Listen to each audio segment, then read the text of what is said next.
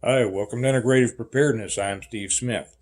I was going to do this another time, but it just kind of seems to fall in line with the one I did about an introduction to combatives yesterday. And I get a lot of questions on this. I have for many, many years. So I thought, well, I'll just go ahead and throw it in right now, and that is what do I think, or do I suggest martial arts training for an SHTF situation? And you might be surprised that my answer is no.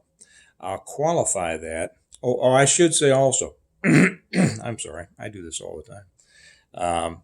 I should say that I just put up the first combatives video on Patreon. It's for the Patreon only, and it will be a series of small lessons of principles and concepts for people. And I'm going to put them together as if I was putting them together for students. So they're going to be bite-sized lessons that will help a person kind of get their mind right and get their mind headed in the right direction and pick some things up, understanding things about attacks and about personal conflict and things like that. So if you're interested in that, it's over on Patreon now. And I'm hoping to put up, excuse me, it's not the big one from China, I don't think. My intention is to do one every day or so, day or two, something like that. So I'm kind of interested in that, and I'll put, I think the link is always to my Patreon page, always down here. Okay, so anyway, do I suggest martial arts training for SHTF? And my answer is no. Not the way that it's taught here in the United States now, for the most part. Okay, so those were several qualifiers. To explain that, when we talk about martial arts, the concept of martial art is a fairly recent development. And most people think of it as being mainly Oriental. Well, every society, every civilization has had a way to fight. Since the first guy picked up a stick to take away something from the other caveman, we have dealt that's a martial system. Martial just means having to do. It's based on the god Mars. It has to do with war, and so it's nothing secret about that. But every civilization has had a way, and very often it turned into a systemized method of training people to fight. What most people think of as martial arts now here in the West is Oriental based, and that had some reasons that's probably too long for me to go into right now. I've written about it in a magazine, but it is not important to go into right now. When the idea of an art means that the concepts and the principles and the basics of these martial training systems were systemized in a way that it could be translated into a training program mainly for sport, in very few cases for practical application in self-defense, or an activity. And that's really how it's taught nowadays in the United States and most of Europe that I'm familiar with. Now, there's nothing wrong with that. The only thing wrong was when people mistake that for it being a valid training system to be able to defend yourself, because they are not. When I published Grandmaster Magazine, it's back in the 90s, it was said, and I don't have any reason to disagree with it because I knew pretty much what was going on in the industry, that this area, the Kansas City area, had more martial arts schools per capita than any other place in the United States. And I believe that because I knew a couple of the owners of martial arts equipment companies, and I was in the business. You couldn't drive down the street without going past a strip mall with a bunch of people in there jumping around in their pajamas. But when people would ask me, And how many there were, I don't know. There had to be 150, 200, around it. And that's probably not including the ones held at YMCA's and any place else. But when people would ask me for my opinion on where they should go to take lessons, there were only two that I would recommend.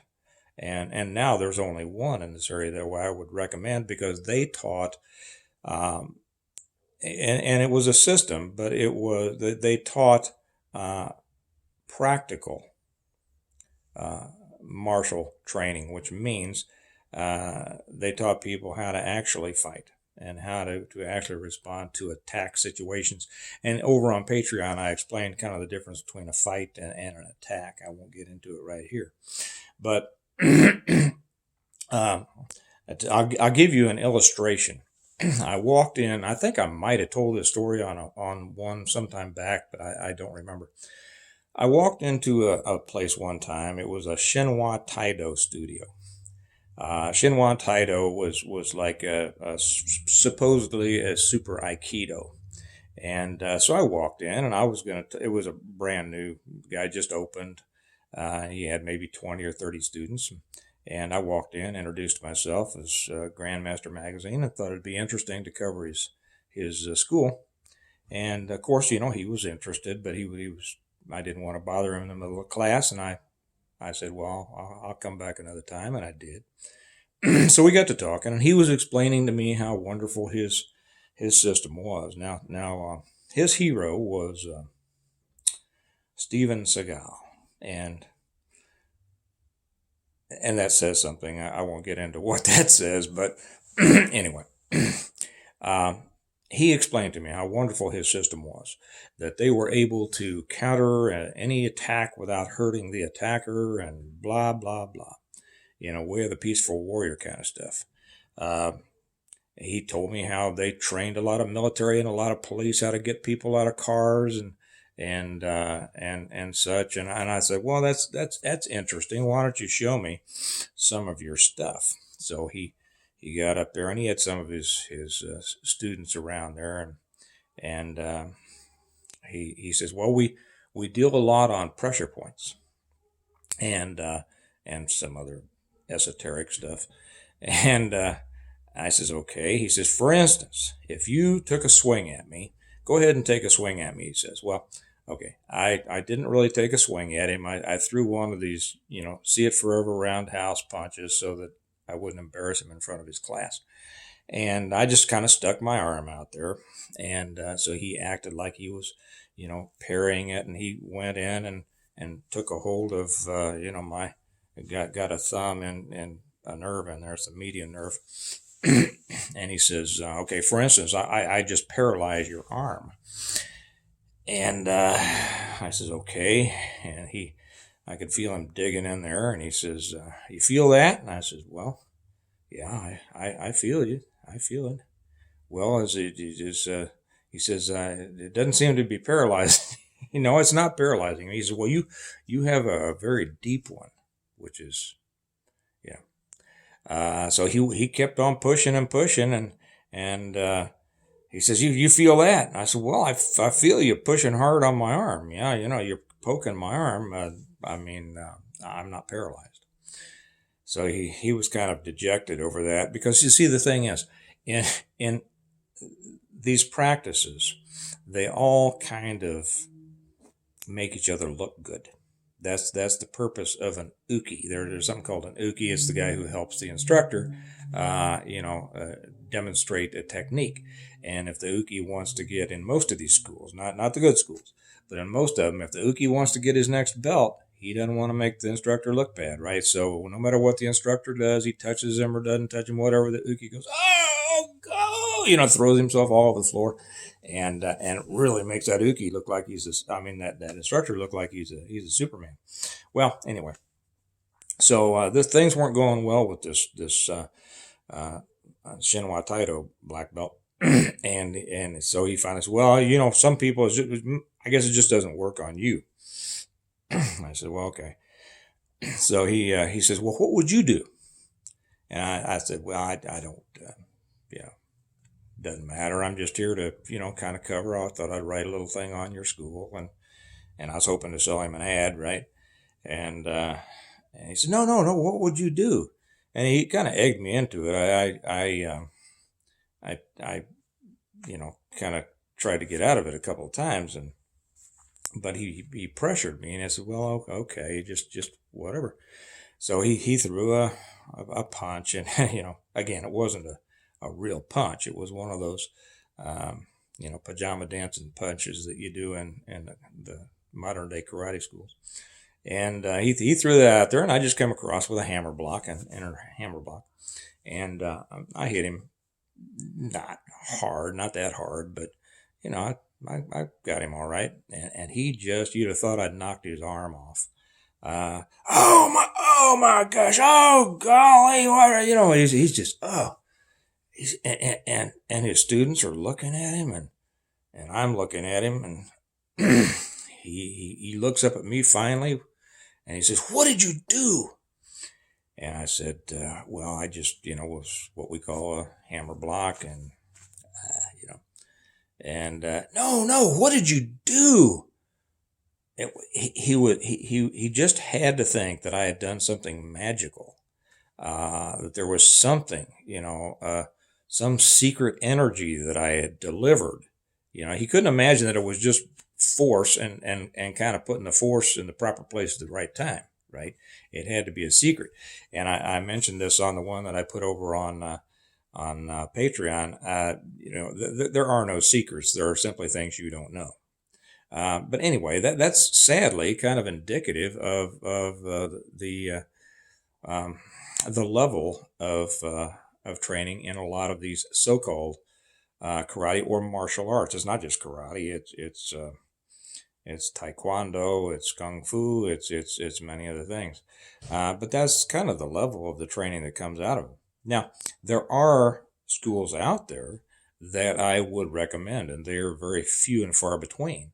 They're run by people who actually know, the realities of personal combat. And I'll give you maybe another kind of example here, and then maybe I can, excuse me, kind of direct you, anybody who's interested in this, to where you might find a good school. Because it is, understanding martial principles, not the martial arts. And I forget if I said this before, but when they added the word art, it was just more of a performance. It was an activity. It was a reflection of the martial systems that had been taught and learned, in civilizations before, and most of them, which, were designed to enable people to defend themselves against armed oppressors or against armed attackers. And maybe I should jump off just a little bit here and tell a short story that would explain that. When what most people think is the martial arts, or people call it karate, the proper term is karate. It comes from two words, kara, which means, and I'll tell you what that means in a minute. Most people think it means empty, and te, which means hand, the art of, empty hand fighting. Well, when Okinawa was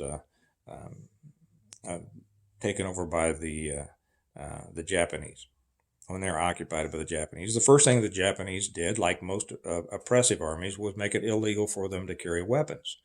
So the Okinawans developed a system by which they could defend themselves against the armed Japanese forces. And they did that first off with, with hand type of things. But they took basic implements, farming implements, day-to-day implements, and devised ways of fighting with them. And you're probably familiar with a lot of these, although you don't know, necessarily what they are.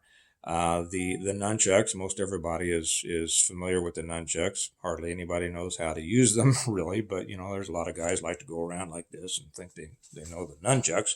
And to be honest, I'd much rather be up against a guy with nunchucks who doesn't know how to use them than a guy with a framing hammer who does. But the nunchucks were simply, they originated as rice flails. What they do, they tied two sticks together, and as they got the rice up, they'd hold one and hit the rice with the other, shucking that rice. So they developed a way to defend themselves with that. The tonfa, which was it's what they based the PR-24 police baton on, the stick with the little handle coming out to the side. They're called the tonfas, and they're used in different ways, and they can be very effective. But they were based on a pump handle or a grinder handle, and it's just they were able to take that off and develop ways of fighting with it. The bow, which is their long stick, was simply the stick that they used to hang buckets on or whatever and carry stuff from the field or the creek or whatever. And they had a bunch of other stuff. They had the oar. I never quite understood fighting with an oar, but I guess there's some guys that did it pretty well. But they developed ways to enable them to protect themselves or combat people with modern weapons at the time, which were swords and things. So when people carried this forward, and modern weapons came into play, these things were no longer really applicable against armed oppressors, but they were continued to be trained. So if they had to defend themselves against unarmed opponents, then it would be fine. Now, the interesting thing here is that I was talking to a man that most of you will never have heard of. His name was Seiyu Oyata, and he was a legend in Okinawan karate. He was a direct student, I believe, of Nakamura. I know he was in Nakamura's line, and he had come to the United States, and actually he changed his name at different times in his life. He changed his name to reflect different parts of his life, and I don't quite understand all that, but I'm not putting it down. I'm just saying I don't understand it. But anyway, it was interesting. I talked to him several times. I didn't know him well. He was the sensei of a very good friend of mine. But one time I was talking to him, and he explained, and I won't try to say how he did it, his accent and everything, but he explained, he says, most people think that karate means, kara means empty, meaning no weapons. He says that's not what it means. There are many different meanings of that use, kara. And the way that it's used in this means vast like the sky. So instead of karate meaning empty hand, he says it actually means vast hand. It means all weapons. Well, we have to take that forward and understand that a real personal combat system has to include many different elements, from the basics, from knowing how to mix it up, with your hands, all through the things that I teach of the different weapons up to firearms. There is no reason to limit yourself, and certainly not to think that you could defend yourself against, multiple attackers or people with a knife and others. We can get into that a little bit. There are ways, and not with this one. Or certainly against people with guns. You can't do that with your bare hands. And that's why a real system of self-defense has to include everything. So, and those, let me see how far we're going. I got just a couple of minutes. Maybe I'll finish this up. The people who, for the most part, teach and promote martial arts as adequate training for self-defense are people who have never been in real personal combat situations. If they had, they would know that their stuff doesn't work. I'll be real straight with that. I started in a couple of the classic styles when I was very young, in my early teens, Shito-ryu and Shotokan. And I quickly, but because I'd mixed it up on the streets, I quickly saw that stuff that they were teaching just wasn't going to work. And so I didn't, pursue those. Interestingly enough, the guy my friend that I was talking about that passed the other day, I didn't identify him, but his name was Jim Harrison, and he was a legend in the martial arts. Bruce Lee said that although he wasn't afraid of anyone, there were only two people that he really wouldn't want to meet in a fight, and Jim was one of them. He knew Jim very well. I didn't know Lee myself. And Mike Stone was the other. Well, Jim had did go through all the classical styles, and it's funny that he and Lee, who came out of he was Wing Chun when he came out of Hong Kong, but he saw that Wing Chun, the system itself of Wing Chun, even though it was the basics of what he developed into Jeet Kune Do, uh, wasn't didn't have practical applications in a real street fight, in real personal combat. He did what Jim did, the same that I did, and that is we saw that these traditional ways of martial arts training wouldn't work on the street. They look great in the studio when everybody's kind of, you know, cooperating with each other, but they're useless. And Jim himself, who went through all the traditional styles, I know, and he was a police officer for a long time, and some other things. Um, he says in all those years he only used a traditional martial arts move, and it was a judo move, one time in all the years, because they have no practical application in the real world. Okay, now, if they don't have any practical application, then what do? You have to go to someone who can teach you how to really deal with personal combat. Um, and there are very few of those around. There is a system, and I'll go back to my friend Jim Harrison. He was the founder of Bushidokan. He's also the founder of Ronin Jutsu. He is the founder of Sakura Warrior Arts. You might maybe I'll put the links for those down here. I don't know if I'll get around to it right today, but if they're not on the first time you watch this, you might check back. I'll try to get them on. Um, these are systems that are based on real attack situation, real personal combat by people who understand it. My system was the same way, but I don't teach anymore. Uh, so I would suggest, and you can send me a question on this, and I haven't kept up on the martial arts here in the United States for many years, so I don't know everyone who's out there, but I know some people who can probably give me a, if you say, well, I live in Seattle, is there anybody up here that would be worth taking from? Put it in the comments or send me an email, and I'll ask the guys that I know, and I'll get back to you. And they'll probably know, they might not know. I mean, everybody doesn't know everybody, right? Um, so that is my advice, is that the way that martial arts are taught today has very little to offer in the way of preparing you to deal with an attack situation or a personal combat situation. The best thing for you to do is to find somebody who has experience in that, and who knows what works, and see if you can work with them and learn from them. And like I'll put some links down here that you might you can send them an email, um, and you can go over, and I'll be sharing some principles and things like that over on Patreon.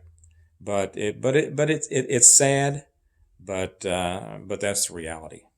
Okay, that the martial arts as they're taught today are not preparing anybody to really be able to take them care of themselves when it all goes to pot. So okay, I think this is going to be my last martial arts or combative thing on here on YouTube for a little bit, but it just seemed to fit in well there, and so I'll be back probably in the next couple of days, and we'll get back more on preparedness and things like that. So you all have a great day, and I look forward to seeing you next time. And remember that we prepare well today in order to live well tomorrow. And but remember, just like with this thing with the martial arts, preparing well means preparing properly, and preparing in something that really has no practical application is not preparing at all. So make sure that you're directing your efforts right, and so that your energy and your time and your money will be spent right, and prepare you for a good future. And I'll say goodbye, and I'll talk to you later. Bye-bye.